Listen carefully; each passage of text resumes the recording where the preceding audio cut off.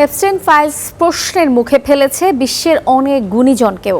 এদেরই একজন যুক্তরাষ্ট্রের প্রখ্যাত ভাষাবিদ ও চিন্তাবিদ নোয়াম চমস্কি। এপস্টাইনের সাথে যোগাযোগ ছিল তার। এই নিয়ে তীব্র সমালোচনার মুখে একটি বিবৃতি দিয়েছেন চমস্কির স্ত্রী ভ্যালেরিয়া চমস্কি। বিবৃতিতে বলেছেন, সরল বিশ্বাসের সুযোগ নিয়ে তাদের সাথে প্রতারণা করেছিলেন এপস্টাইন।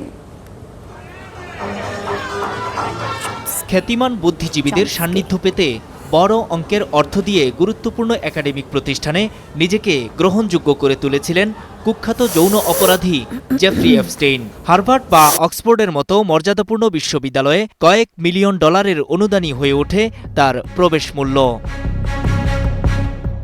2019 সালের ফেব্রুয়ারিতে ভাষাবিজ্ঞানী নোয়াম চমস্কির কাছে কিছু ইমেইল পাঠিয়েছিলেন এপস্টেইন। কুকীর্তি ফাঁস হলে চমস্কির কাছে ইমেইলে পরামর্শ চান অপরাধ জগতের এই ধনকুবের।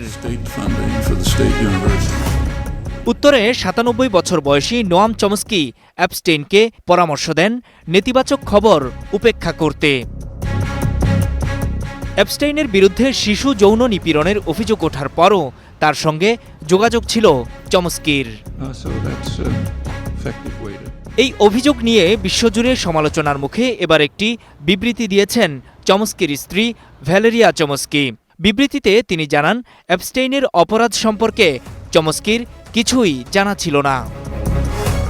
এপস্টেইন তার বিরুদ্ধে মামলার বিষয়ে নোয়ামকে একটি মিথ্যা গল্প বলেছিল, যা চমস্কি সরল মনে বিশ্বাস করেছিলেন। বিষয়টি যে পরিকল্পিত ছিল সেটা এখন স্পষ্ট। এপস্টেইনের উদ্দেশ্য ছিল চমস্কির মতো কারোর সাথে সম্পর্কের সূত্র ধরে নিজের ভাবমূর্তি পুনর্গঠনের চেষ্টা করা।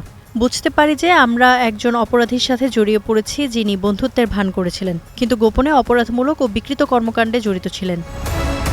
চমস্কি স্বীকার করেছেন তারা নিউ ইয়র্কে এপস্টেইনের দেয়া ডিনারে যোগ দিয়েছিলেন, প্যারিসে তার অ্যাপার্টমেন্টে অবস্থানও করেছেন। এছাড়াও শিক্ষা বিষয়ক বিভিন্ন সভা সেমিনারে যোগ দিয়েছিলেন। তবে চমস্কি কখনো এপস্টেইনের সেই বিতর্কিত দ্বীপে যাননি।